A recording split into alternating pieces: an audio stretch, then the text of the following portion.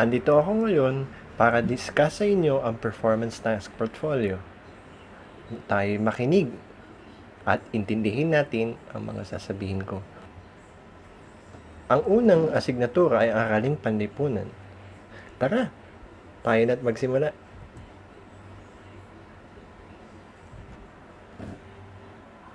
Ang performance task 1 ay ang isagawa sa Module 1. Layunin nito na susuri ang pamahalaan at pataaran na pinapatupad sa panahon ng Amerikano. Okay? Dudugtungan lamang itong mga blanco upang lalo mapagtibay ang iyong kaalaman sa aralin, tapusin ang mga pahayag. Ito sa isang papel at maging malikhain sa pagsulat. Ito ang tatapusin nyo. Para sa akin, ang kalayaan ay nangangailangan. Okay? Kayo ay gagraduhan sa inyong rubric na ito. 10 kapag tumpak, maganda at malikhain ang pagkakasulat. 9 naman, pag nagkaroon ng kaunting problema.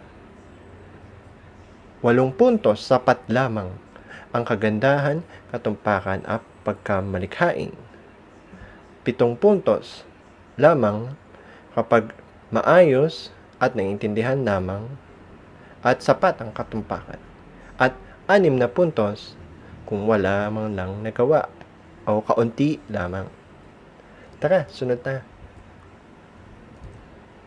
Ang performance task 2 naman ay punan ang diagram upang maihambing ang pamahalaang militar sa mabilis sa pamahalaang sibil. Kung makikita natin sa chart ay ang pamahalaang Amerikano. Punuin ang mga nasa chart at ang sa B ay lagay ang mga grapiko sa ibaba. Ang patakaran, kahulugan ng batas, at ang parusa. Ang ikatlong performance task naman natin sa araling panlipunan ay dudugtungan natin ulit ang mga pahayag. Ang una ay natuklasan ko sa araling ito na dapat akong blank. Okay? Balak ko na blank. Okay? So, 5 puntos kapag tumpak, maganda at malikhain ang pagkakasulat. 4 na puntos, nagkaroon ng kaunting problema, ngunit malapit na sa pagkatumpak. 3 puntos, sapat lamang ang kagandahan, katumpakan at pagkamalikhain.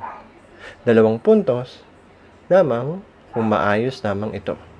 At 1 puntos o 8 puntos kung kaunti o wala nagawa. Ito yung pangalawang parte ng performance task 3. Kung ikaw ay ang Pangulo ng Pilipinas sa ngayon, kinakaharap mo sa pandemyang COVID-19, paano mo maibabangon muli ang ating bansa sa ekonomiya? Maaari mong gawing basihan ang programa inilunsad ng Quezon noon. Iisip ka ngayon kung ano ang ipapatakbo mong programa para mapalutas ang problema sa COVID-19. Tulad ng panahon ng Commonwealth. Ito ang pangalawang tanong. Ang Pilipinas din ngayon ay may na problema. Sa gitna ng pandemya, paano ka makakatulong sa iyong kapwa bilang estudyante? Okay? 5 puntos kapag tumpak, maganda at malikhain ang pagkakasulat. 4 na puntos kung may kaunting problema. 3 puntos kapag sapat lamang yung kagandahan, katumpakan at pagkamalikhain. 2 puntos, maayos lamang ang inyong nagawa. At 1 puntos kung kaunti lamang o walang nagawa. Ika-4 na performance task ay ang bahagi ng module na isagawa sa module 5. So, ang mga larawan na nakikita nyo ay labanan ng bataan at marcha ng kamatayan o tinatawag nating Death March. Ito ay nagpapakita ng pakikibaka ng mga sundalong Filipino at Amerikano laban sa mga Hapones. Sumulat ng iyong sanaysay, maaring sa papel o maaring i-type ito sa Word document. Sa panahon ng digmaan at kung paano mo maisasabuhay ang mga aral na ito. Bilang ikaw, ang estudyante, paano mo maisasabuhay ang mga araling natutunan natin noong panahon ng digmaan na kamatayan, marcha ng kamatayan at labanan sa bataan. So, ito ang rubric. Una ay 5 puntos para sa wastong impormasyon ang nilagay mo sa sanaysay. 3 puntos kung ikaw ay nagbibigay ng karagdagang impormasyon bukod sa nakasulat sa module. At 2 puntos ang maayos ang pagkakasulat, maayos ang organisasyon, malinaw. Okay? Ikalimang performance task ay ang aktibidad natin na tinatawag nating Integrative Performance Task. Ito ay magkahalong Filipino at Araling Panlipunan. Ikaw ay susulat ng liham pagpapahayag ng pasasalamat sa pagmamahal natin sa mga ninuno sa panahon ng digmaan. Kung mag-aaral kayo, ay inaasahang makabuo ng liham, simpleng liham, pasasalamat. Nagpapasalamat ng mga nagawa ng mga sundalo o mga ninuno natin sa pakikipaglaban sa ikalawang digmaang pandaigdig. Ang pamantayan natin ay ang kapag ang liham ay nagpapakita ng magandang damdamin, tamang pangyayari at mga nagawa ng mga ninuno natin. Kung maayos din ang pagkakaayos ng mga bahagi ng liham. 4 na puntos kung ito ay sapat lamang, 3 puntos kung mayroong kaunting kulang, at 1 puntos kung kaunti lamang o hindi sapat o walang nagawa. Ang ika-6 ay ang bahagi ng module na isagawa. Paano mo may ipapakita ang pagpapahalaga ng kagitingan ng mga Pilipino noon? Ikaw ay pipili kung poster o paguhit o slogan. Okay? So, ayan po ang mga nilalaman, pagkamalikhain, kaugnayan sa paksa, kalinisan, sa slogan, at sa poster naman ay kawastoan ng mensahe, kabuuan ng mensahe, kung ito ay naiintindihan, kasiningan, kagandahan ng kulay, at maganda ang mga grafiko, at kalinisan ng paggawa. Okay? Ang ikapitong performance task, ito naman yung mga ginawa natin sa groupings. Okay? Kapag ikaw ay hindi nakaabot sa groupings nung panahon, ay hindi ka naka-attend sa classroom or observation, hindi ka na gagawa ng performance task 7. Ibig sabihin, kung ano na lang yung performance task 6, yun lang ang gagawin mo. Ito ay additional points sa mga umattend. Okay? Sa ikapito, ito yung ginawa nating graphic organizer. Okay? Multimedia presentation, ito yung pwede sa PowerPoint o sa Canva. Ito naman yung sa interview na ginanap ng isang grupo na nagtatanungan sila live, virtually, at infographic yung ginawa nilang poster na nagbibigay ng impormasyon doon sa ating paksa. Yun po ang performance task ng ating Araling Panlipunan. Maraming salamat. Punta naman tayo sa performance task ng mathematics. Ang unang performance task ay Integrative Performance Task. The activity is making a poster using a photo editing application and relating it to ratio and about friendship, honesty, and keeping promises. Each pupil will make a digital poster using online or offline computer application. So the pupils will present their finished output after 2 consecutive weeks to the panel judge composed of subject teachers. So, i-upload din na lang po ito sa performance task natin. Objective po natin dito ay able to apply knowledge of order of operation, ratio and proportion, percent, exponent, and integers in mathematical operations in real life situation. So here is the example. So you will be graded in these criteria: originality, clarity, creativity, content, and presentation. The performance task 2 is a simple chart. We'll just have to compute the discount, the selling price, and the simple interest. Objective of this performance task is solves percent problems such as percent of increase or decrease, discounts, original price, rate of discounts, sale price, and markup price, commission, sales tax, and simple interest. Ito po yung rubric niya. Pare-parehas lang po yung rubric ng performance 2 to 4. Neatness, syempre yung completion, dapat kompleto yung charts, pati yung mga assigned work. Then the timeliness, the accuracy, syempre kung tama ba yung sagot mo. Work shown, ito naman yung with solution. So plus points yun, 4 points. The third performance task is solve each expression and complete the cross number puzzle. Imbis na crossword, cross number yung gagawin natin. So the objective of these performance tasks is to perform 2 or more different operations on whole numbers with or without exponents and grouping symbols. Okay? Ito yung mga given na equations na isosolve nyo po. Okay? Letter A on across is given. Ganito po yung gagawin yung solution. I-breakdown nyo. Then the answer. After nyo pong ma-answer, ilalagay nyo po sa cross number puzzle. 1, 2, 3. Okay? Ito po yung rubric, kapares lang po ng performance task 2, the neatness, completion, timeliness, accuracy, workshop. Kapag umabot po kayo sa deadline, perfect yung timeliness. Okay?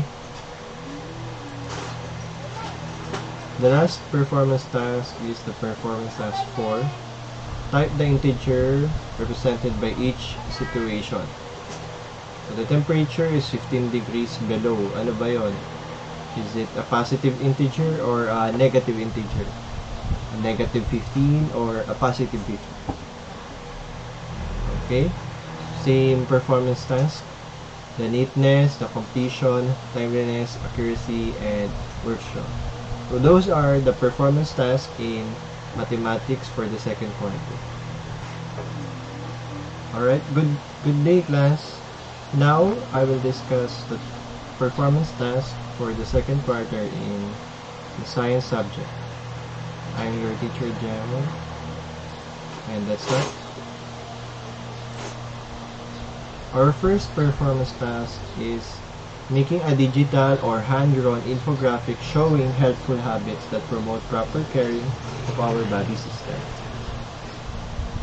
Dito sa infographic poster na to, you will promote the proper caring of our body. For example, eating vitamin C, sleeping early, okay, drinks plenty of water. So, those are the examples. I-explain mo siya in information graphic. Pwede kayong gumawa nito sa Photoshop. Pwede rin kayong mag-drawing sa paper ng mga infographic poster. So, tignan natin yung sample niya.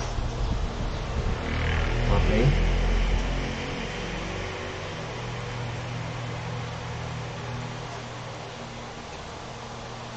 Okay, so the sample is in the link if you want to view. Alright now, so you will be graded from your originality. Siyempre, dapat hindi copy-paste yung elements mo. Okay? If you copy some, make sure to change its colors and yung shape. So, ito yung mga elements of the drawing. The colors, form, line, shapes, space, value, and texture. The second criteria is the clarity. It is the element that makes sense and it is clear from the elements na binanggit ko kanina. The creativity criteria is presented a good quality of the elements ng mga drawing. Okay, maganda yung pagkaka-color, maganda yung color combination, okay, yung sizes, tsaka yung organization. Okay? The content is the congruency of the element in the infographic poster that is very evident. It means that it is most relatable on the objective. Okay? And last one is the overall presentation. Okay? Pag magkasama na yung artwork, dapat pati yung text, the colors, yung shapes ay nagko-correlate, maayos siyang presentable. Okay? The second performance task is about a graphic organizer again, for vertebrates and invertebrates naman. Okay? So these are the animals that has no backbone and has a backbone. Okay? The objective of this is make an inventory of vertebrates and invertebrates that are commonly seen in the community. Ano yung madalas nakikita natin sa Marikina or some local animals na malapit sa atin. Baka kasi sa ibang bansa yung kopyahin. Okay? Local tayo. Ito yung example ng sa graphic organizer ng vertebrate animal. Okay? So, ang example ko dito yung amphibians. The frog, they have tails and legs and they lay eggs. Okay? So, i-describe mo bakit yun yung dito, description ng mga amphibians and other classification of vertebrate animals. Okay, ito naman yung invertebrate animals. Okay? Yung cynidrians, worms, poriferans, arthropods, echinoderms, mollusks. So, ito yung mga example. Maghahanap kayo that best describes these invertebrate animals. Description. Okay, you will be graded from these criteria. The completion, syempre, dapat 70%. Simple lang naman to. Mabilis din lang siya makukuha. Relevance, it is the most related organizer to the topic itself. Okay? And the usage, the ideas from the graphic organizer is presented in a paragraph. Okay? It is elaborated well. Okay? Performance task 4. Okay, 3 naman ba?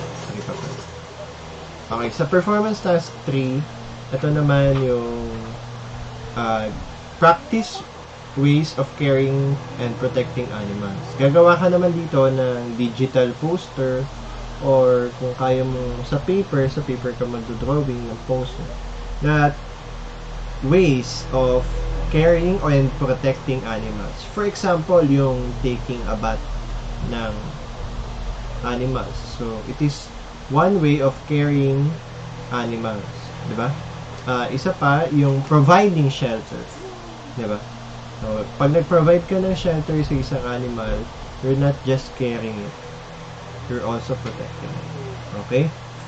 So, you will be graded from this criteria, the content of the poster. So, syempre, dapat maganda yung it has a good understanding of the concept of ways of caring and protecting animals. Okay? Second is the clarity. Dapat mabilis maintindihan. It is easy to understand. And the last one is the creativity. Okay? From the elements of the color, shapes, and the graphics, dapat malinaw at kaaya-aya. Well presented. Okay? The last performance task is what we have done on the last week, week 8, March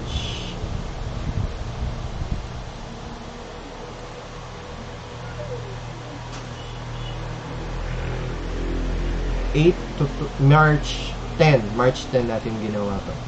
So, yung mga you will be group at magko-contribute kayo dun sa discussion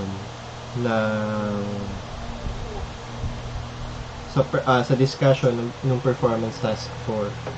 Okay?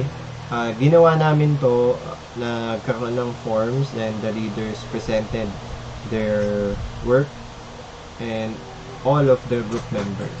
Okay? So, dapat ay nag-follow kayo ng directions. Okay? In-answer mo yung issues sa environment, and how you can help in protecting the environment. Yun kasi yung question. Okay? So, second is contributing ideas to the discussion. So, dapat maayos yung contribution. Third is listening to others. Consider each and every answers, lalo na sa mga leaders. Okay?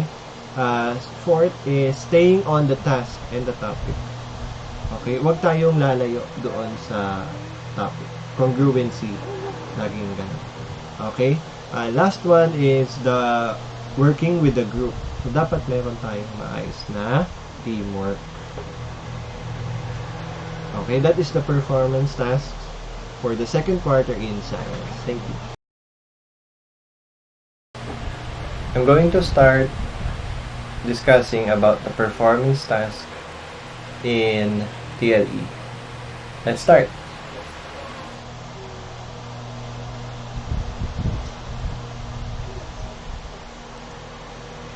The first performance task is an integrative performance task.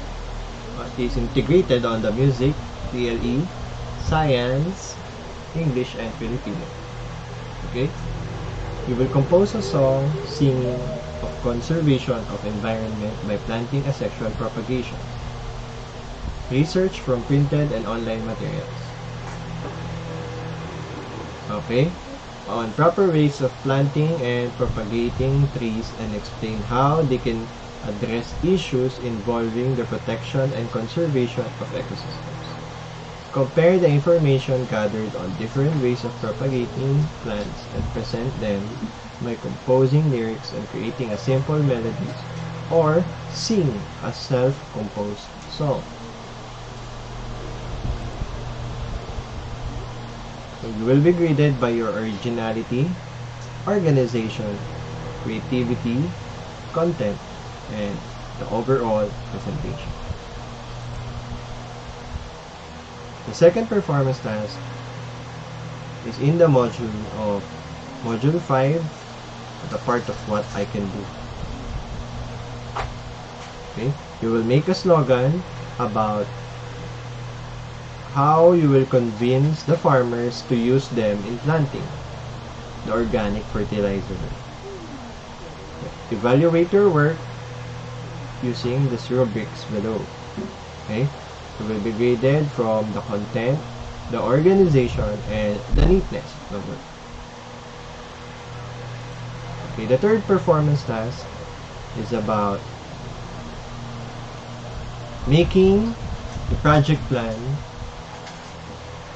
in planting trees, fruit-bearing trees. You can choose whether it is sexual propagation or asexual propagation. Sexual propagation is planting a trees using the seeds. Okay, while sexual propagation has a different meaning, like budding, marketing, and grafting. Different process. So you will make a project plan demonstrating planting, sexual, and asexual propagation. So here are the parts. The name of the project, that is sexual propagation or asexual propagation. Second is the materials used. Third is the tools used. Next is the procedure, and the last one is finished product. The next performance task 4, it is the same format but different in content. So you will make a project plan demonstrating and how you will take care of farm animals such as goat, cow, and pig, as well as the fish that I have discussed. Okay? It has the same parts, same name of the project, materials used, tools used, procedure, and the finished product.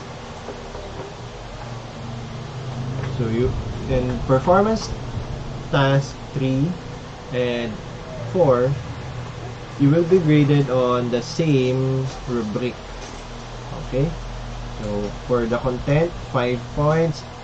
So, from the realistic of the project plan, 5 points. Creativity and or ambition, 5 points. Product overall from the project plan is also 5 points. Okay? Note that you can take a picture of your own illustrations or get it from the internet. Make sure to use captions. The next performance task is about a business plan. Okay? So, it is on the module 6, the part of the additional activities. So, here are the parts that you will going to use. Okay? Take note that the organization and management is optional. Okay? So, you will have to, who are your target customers from the business description? Okay? For example, you're going to think of a business plan for planting and selling fruit trees. Okay? So, the product description is, for example, mango trees, mango orchard. Okay? From the mango orchard, your marketing strategy is you will advertise it on television or a radio, or will you have to promote it on Facebook or from social medias. Okay? Include your marketing strategy and the format itself. So you can make a poster or a draft plan. Okay, and for the last part, the daily operation. So this is a financial plan. Forecast a price that is more realistic. Research the price from what we have discussed. Remember the profit, the sales, and the expenses. Okay? That's it. Congratulations. And that is the TLE performance test.